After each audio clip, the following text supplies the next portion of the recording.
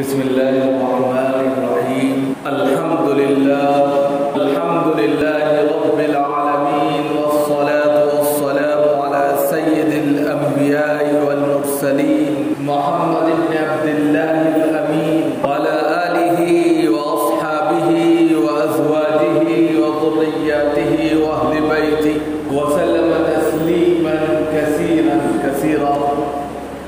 أما بعد، أعوذ بالله من الشيطان الرجيم. بسم الله الرحمن الرحيم. ولله حج البيت من استطاع إليه سبيلا. صدق الله العلی العظیم. اکرم بزرگوں اور دوستوں، دینی اور ایمانی بھائیوں، اللہ رب العزت کا شکر ہے، اس کا کرم ہے کہ اس نے ہمیں اپنی بارگاہ میں آنے کی توفیق عطا فرمائی. حضرات، شوال کا ایک مہینہ بالکل اختتام پر ہے اور اس وقت تقریباً 2-2.5 سال کے بعد 3 سال کے بعد حج کا پھر سے سلسلہ شروع ہو رہا ہے. یہ اللہ کا فضل ہے، اس کا کرم ہے کہ اس نے پھر سے اپنے گھر کے دروازے کھول لیے. بیچ میں لاک ڈاؤن کی وجہ سے حج نہیں ہو سکا تھا. وہاں پر موجود لوگوں نے حج کیا تھا، لیکن باہر سے کوئی بھی سفر نہیں کیا گیا تھا. اس سال سے، اس بار سے پھر سے یہ سلسلہ شروع ہو رہا ہے اور قریب 4-6 دن کے بعد یہاں سے فلائٹیں اڑنا شروع ہو جائیں گی اور عازمین حج کے گھر کی زیارت کے لیے مکہ المکرمہ پہنچیں گے. تو جو بھی اس بار جا رہے ہیں حج کے لیے، ہم ان سب کو مبارکباد پیش کرتے ہیں اور دعا کرتے ہیں کہ اللہ تعالیٰ ان کے سفر کو آسان فرمائے. اتنا بڑا سفر ہے، زندگی کا کہہ سکتے ہیں کہ ایسا سفر ہے کہ زندگی میں ایک بار ہی ہوتا ہے. آپ کو انسان اپنی پوری پونجی لگا دیتا ہے. عام طور پر انڈیا کے جو ہمارے بھائی ہیں وہ لاسٹ اسٹیج پر جاتے ہیں، ہر چیز سے فارغ ہو جاتے ہیں، اس کے بعد یہ سفر کرتے ہیں. اس میں پھر عمر کا تقاضا بھی بہت ہو جاتا ہے بسا اوقات، اور بہت سے ایسے نوجوان بھی ہیں جو اس سفر پر جاتے ہیں. تو دونوں مبارکباد کے مستحق ہیں. اصل جو بات کہنی ہے وہ یہ ہے کہ زندگی میں ایک بہت بڑا سفر انسان کے ساتھ پیش آتا ہے، اور زندگی کا یہ ایک ایسا سفر ہوتا ہے جس میں انسان اپنی مالیت بھی لگاتا ہے اور اپنا جسمانی قوت بھی صرف کرتا ہے. گویا کہ حج ایک ایسی عبادت ہے جس میں مالی اور بدنی دونوں چیزیں مطلوب ہیں. ورنہ آپ حج روزہ دیکھتے ہیں تو اس میں بدنی عبادت ہے، نماز دیکھتے ہیں تو پورے طور پر بدنی عبادت ہے، زکوٰۃ دیکھتے ہیں تو پورے طور پر مالی عبادت ہے. لیکن دونوں کا مجموعہ اگر کوئی عبادت ہے تو وہ حج ہے. جس طرح نماز آپ پڑھ رہے ہیں اور نماز میں یہ عقیدت رکھتے ہیں، یہ ذہن رکھتے ہیں کہ نماز ایک عبادت ہے اور عبادت پر ثواب ملتا ہے. زکوٰۃ اللہ نے ہر صاحب نصاب پر فرض کی ہے، اس کے ادا کرنے پر مال پاک ہوتا ہے اور ثواب ملتا ہے. روزہ اللہ کے لیے رکھا جاتا ہے اور اس کا بدل اللہ رب العزت ہے اور وہ بے حساب دیتا ہے.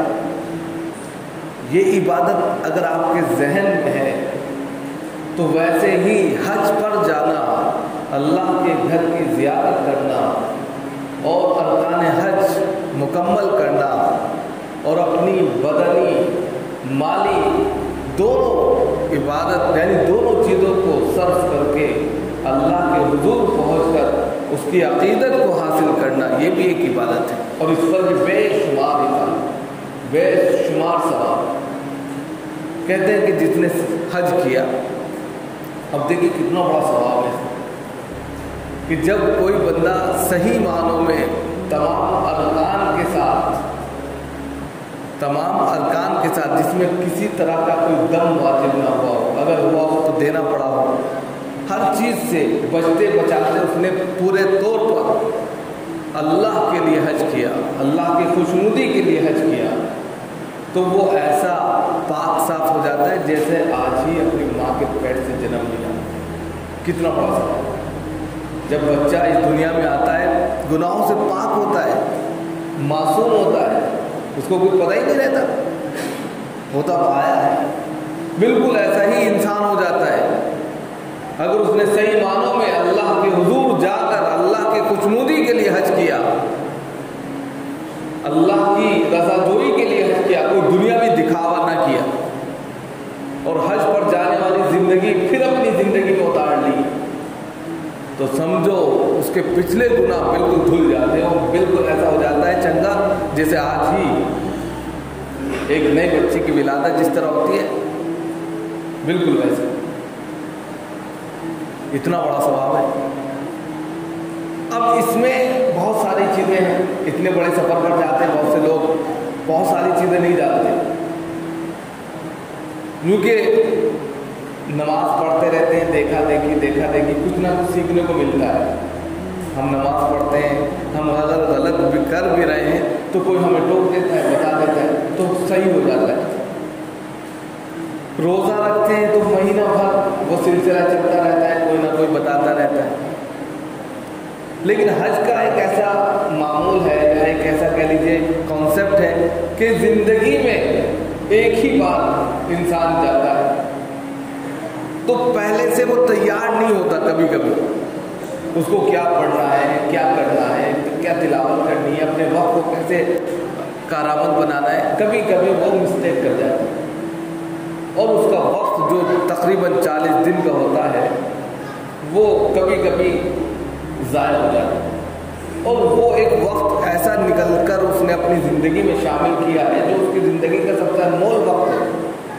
ایک ایک لمحہ اس کے لیے عبادت ہے، اس کا چلنا، اس کا سونا، اس کا بیٹھنا، ہر چیز عبادت میں شامل ہوتا ہے۔ اب ایسے میں انسان کو بہت سترک رہنا ہے، بہت چوکنا رہنا ہے کہ کوئی غلطی نہ ہو پائے، پھر یہ موقع نہیں ملے گا۔ جو موقع اللہ رب العزت نے دیا ہے بہت مشکل سے ہاتھ آتا ہے۔ اللہ جن کو قبول کرتے ہیں وہی اس کے گھر کی زیارت کرتے ہیں، ورنہ کتنے لوگوں کو ہم نے دیکھا روپیہ پیسہ بھرا ہوا ہے لیکن توفیق نہیں ملی۔ جب توفیق نہیں ملی تو اس کے گھر کی زیارت بھی نصیب نہیں ہوئی۔ تو اصل مقصد تو یہ ہے کہ اللہ کی طرف سے توفیق ہو، اور پھر مزید اللہ رب العزت کی رضا جوئی کے لیے وہ سفر ہو۔ یہ چیز سب سے اہم ہے۔ یہ نہ ہو کہ ہمیں لوگ حاجی کہنے لگے، اب ہم حج پر جا رہے ہیں، وہاں سے لوٹیں گے لوگ حاجی کہیں، یہ بالکل نہ منشا ہو۔ یہ منشا لے کر جائیں کہ اللہ زندگی بھر پتہ نہیں کیسے زندگی گزر گئی، گناہوں میں ڈوبے رہے، لاپرواہیوں میں، کوتاہیوں میں تیری زندگی ہم نے زندگی صرف کر دی، لیکن پھر بھی تیرا احسان، تیرا کرم کہ تو ہمیں نوازتا رہا، اور مزید یہ نوازا کہ تو نے توفیق الہی یہ دی کہ اپنے گھر کی زیارت بھی نصیب فرما دی۔ اب اگر زیارت کی توفیق ملی ہے تو بس اب یہ زندگی تیرے حوالے، اب تک کی جو زندگی گزری وہ گزری، من چاہی زندگی گزار دی، لیکن اب جو زندگی گزرے گی بس وہ زندگی تیرے لیے وقف ہے۔ جب یہ جذبہ، جب یہ احساس لے کر انسان اپنا قدم بڑھاتا ہے تو فرشتے اس کے قدم کی بہت بوسہ دیتے ہیں، چوم لیتے ہیں، مرحبا یا مرحبا کی صدا لگتی ہے۔ اس کے لیے ہر شخص، ہر چیز دعائیں کرنے لگتی ہے۔ لیکن اس سفر پر جانے سے پہلے دل صاف ہونا چاہیے۔ کبھی کبھی معاشرے میں رہتے ہوئے، سوسائٹی میں رہتے ہوئے کسی سے جھڑپ ہو جاتی ہے، دل کھٹا ہو جاتا ہے، تو بھائی اس سے بیٹھ کر دل صاف کر دیں، کیونکہ بہت بڑے سفر پر آپ جا رہے ہیں۔ किसी के लिए कुछ रख कर अपने दिल में आप उस सफर पर जाएं तो बोझ आपके ऊपर होगा, और वो बेचारा भी परेशान होगा कि इतने बड़े सफर पर गया, कम से कम एक मरतबा मिल लेता, दिल साफ हो जाता। तो सबसे पहले दिल साफ करें। कोई भी हो, अपने भाइयों से आमतौर पे हो जाता है, घर में किसी बात पर बंटवारा हुआ, किसी न किसी बात पर दिल खट्टा हो गया, वो बोल नहीं रहे, भाई हैं दोनों, सगे भाई हैं, कई साल हो गए, एक दूसरे को देखते भी हैं लेकिन बोलते नहीं। वो चाहते हैं कि मिले, उनका दिल चाहता है कि मिल जाए, अपने भाई को गले लगा, उनका दिल चाहता है, लेकिन अनानियत, नाक, खानदान, उसने मुझे ये किया, ये ऐसे आड़े आ जाती है कि भाई छूट गया। और इस सफर पर जाते हुए अपने भाई को गले नहीं लगाए। दुनिया भर के लोग आकर गले लगाकर चले जाते हैं, अपने भाई को अगर ऐसे वक्त में छोड़ दिया जाए तो बहुत अफसोस की बात है। तो सबसे पहले खानदानी जो गिले शिकवे हैं उनको दूर कर लिया। दूसरी चीज जो है वो यह है कि मामला साफ रखे जाए। मामला के बगैर इबादत कबूल नहीं होती। आप सुबह से शाम तक सजदा करते रहे और एक बंदे का आपने जो है 10 रुपये, 15 रुपये, 100 रुपये, 1000 रुपये, 10,000 रुपये कर्ज दे रखे, या उसका माल आपने ले लिया है, या आपके ऊपर उसका ये तकाजा है और वो नहीं दिया, वो साफ मामला नहीं किया, तो वो इबादत मकबूल ही नहीं है। इबादत तभी मकबूल है जब मामला साफ हो। हमने इबादत को मामलात से काट दिया। इस्लामियात में अगर बहुत सारी चीज़ों को देखें तो उसमें मामलात भी दाखिल है। इबादत अलग जुज है। इबादत में नमाज आती है, रोज़ा आता है, ज़कात आती है, हज आता है, ये इबादत के जुज है। अखलाकियात में आपका रहन सहन आता है, लेकिन ये इस्लाम ही के अहम कम्बे। लेकिन हमने सिर्फ इस्लाम को इबादत में महदूद कर दिया। हम ये सोचते हैं कि इस्लाम सिर्फ इबादत का नाम है, जो सरासर गलत है। इबादत तो एक इस्लाम का अहम सुतून है, उसके बगैर आप बंदगी बजा ला ही नहीं सकते। लेकिन दूसरी तमाम चीज़ें इस्लामियात से निकाल दें, यह गलत है। मामलात है, अखलाकियात है, इबादत है, ये सारी चीज़ें मिलकर इस्लाम बनता है। अब इबादत आपने बहुत आला कर ली, मामलात बिल्कुल कंडम कर दिए, तो फ़ायदा क्या हुआ? मिसाल के तौर पे बंटवारा सही नहीं किया, इसी की वजह से घर घरों में लड़ाई होती है। मिसाल के तौर पे दुकान है, कोई ग्राहक है या कोई वो है, आपने उससे लेन देन साफ नहीं रखा, किसी का पैसा बाकी है या किसी को देना है, वो मामला साफ नहीं किया, तो गलत बात है। जनाब मोहम्मद रसूलुल्लाह सल्लल्लाहु अलैहि वसल्लम की तालीम देखी कि एक मरतबा आपने एक यहूदी से वादा किया कि हम कल आपसे यहाँ मिलेंगे। मामले का जो वादा होता है ना, बहुत बड़ा होता है। ये वादा आप दो लोग नहीं कर रहे, अल्लाह भी उसमें शामिल होता है। अल्लाह से वादा हो रहा होता है। जनाब मोहम्मद रसूलुल्लाह सल्लल्लाहु अलैहि वसल्लम ने एक यहूदी से वादा लिया कि हम कल फला जगह मुलाकात करेंगे, मामला तय हो गया। अब यहूदी भूल गया और उसको 2-2.5 दिन के बाद याद आया और भागा गया। देखा कि जनाब मोहम्मद रसूलुल्लाह सल्लल्लाहु अलैहि वसल्लम वहीं बैठे उसका इंतजार कर रहे। यह है मामला, यह है आप सल्लल्लाहु अलैहि वसल्लम की तालीम कि उस बंदे को वहीं पर इंतजार करते करते 2-2.5 दिन गुजर गए, लेकिन आप वहां से नहीं गए। फिर उसने आके माजरत की, पशेमान हो गया, शर्मिंदा हो गया कि अल्लाह रसूल सल्लल्लाहु अलैहि वसल्लम मुझे माफ कर दीजिए। ये तो हमें तालीम दी हमारे हुजूर ने, और आज हम किसी का ले लेते हैं तो फिर दोबारा उसको शक्ल नहीं दिखाते। किसी का अगर हमारे ऊपर मामला हो तकाज़ा है तो वहाँ से गायब हो जाते हैं। तो मामला बिल्कुल साफ रखिए। इसी तरह विरासत का मसला होता है। विरासत के मसले में किसी को कुछ पता ही नहीं है कि विरासत होती क्या है, उसको कैसे तकसीम करना है, किसी को नहीं मालूम। बस अलग अलग जिंदगी चल रही है। बड़ा अहम मसला है विरासत का, ये मामलात में जाएगा। पूरी विरासत पर कोई बात नहीं होती कहीं भी।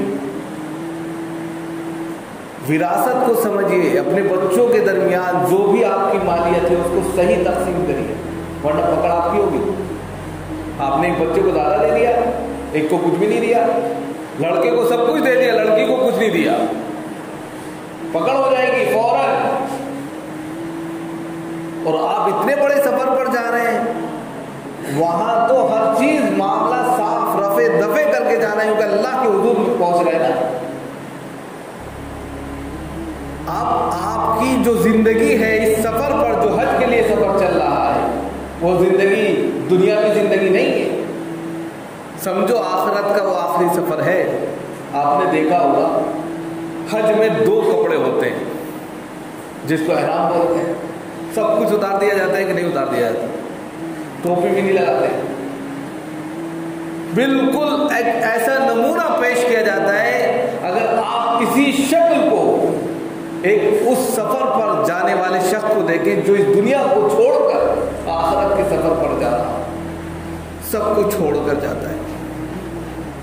उसके ऊपर भी 2 ही चादर होती है, तीसरा लिफाफा होता है, सब कुछ छोड़कर जाता है वो, हाथ उसके खाली होते हैं। इसी तरह एक सफर पर जाने वाला इंसान हमें नमूना पेश करता है कि ये वो सफर है जो इसके बाद एक आखिरी सफर के लिए हम जाते हैं।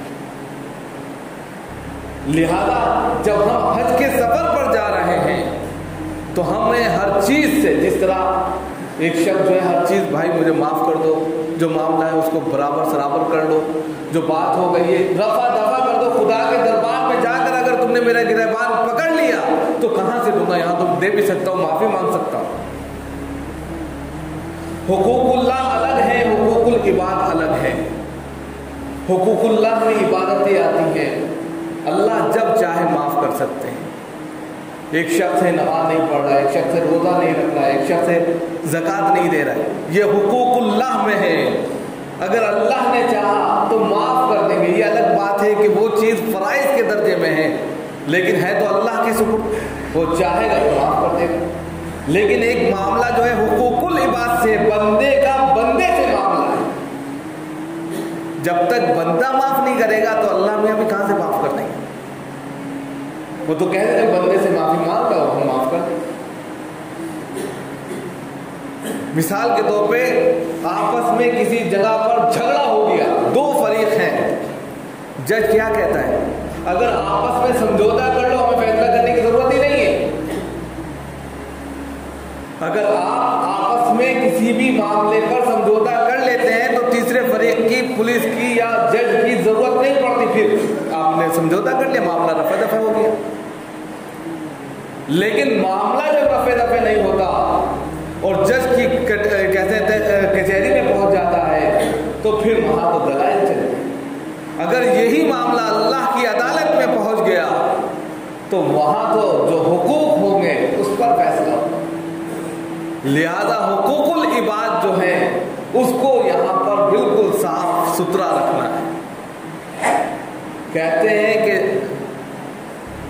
कि अगर एक सींग वाली बकरी ने बगैर सींग वाली बकरी को टच कर दिया, सींग मार दिया, तो क़यामत के दिन उसको सींग दिए जाएंगे जिसको सींग नहीं थे, और उससे कहा जाएगा बदला दो। ये जानवरों का हाल है और हम तो इंसान हैं। एक एक इंसाफ होगा, हर चीज को तोला जाएगा।